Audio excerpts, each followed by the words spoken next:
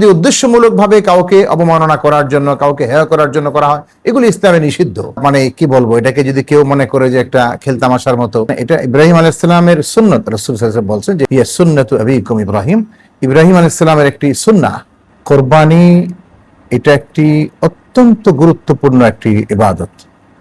একটা হলো ওয়াজিব বিধান এবং পাশাপাশি এটা ইসলামের একটি শিআর, মানে এটা ইব্রাহিম আলাইহিস সালামের সুন্নাত। রাসূল সাল্লাল্লাহু আলাইহি ওয়াসাল্লাম বলছেন যে এটা যখন সাহাবারা প্রশ্ন করছেন যেটা কি কুরবানি কি, মা হিয়াল আদাহি, নবীজি বলছেন হিয়া সুন্নাতু আবিকুম ইব্রাহিম, ইব্রাহিম আলাইহিস সালামের একটি সুন্নাহ, একটি আদর্শ যা তিনি তার মাধ্যমে, তার সন্তান কুরবানির মাধ্যমে যে সূচনা, এবং সেটাকেই আল্লাহ তাআলা সন্তানের স্থলাভিষিক্ত করে দিয়েছেন একটা পশু জবাই করাকে, এবং সেভাবেই আল্লাহ এটাকে গ্রহণ করবেন। মানে অনেক উঁচু মাকামের একটি ইবাদত, উচ্চ পর্যায়ের একটি ইবাদত, যে ইবাদতটি আল্লাহর কাছে অত্যন্ত দামি।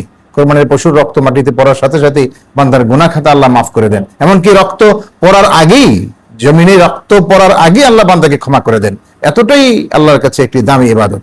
কাজেই কোরবানির পশুর ব্যাপারটা, এমনিতেও যে কোনো একটা পশুকে মানুষের নামে নাম রাখাটা এটাও কোনোভাবেই কাম্য নয় এবং এটা উচিত নয়।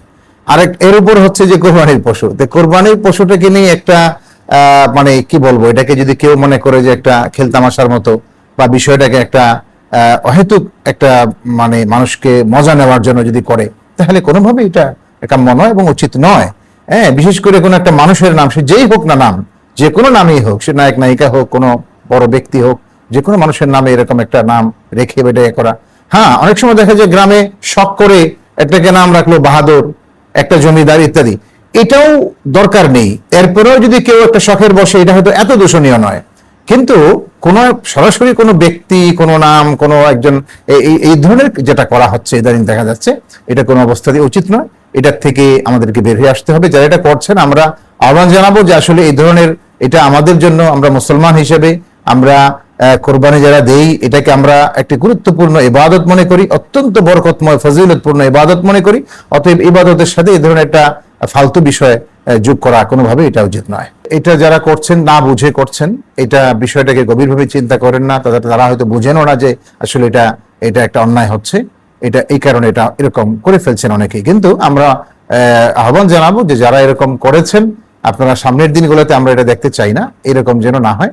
এই ধরনের যে কোনো অহেতুক কাজ, ফালতু কাজ, বা যদি উদ্দেশ্যমূলকভাবে কাউকে অবমাননা করার জন্য, কাউকে হেয় করার জন্য করা হয়, এগুলি ইসলামে নিষিদ্ধ। অতএব এই কাজগুলো কোনোভাবেই করা যাবে না।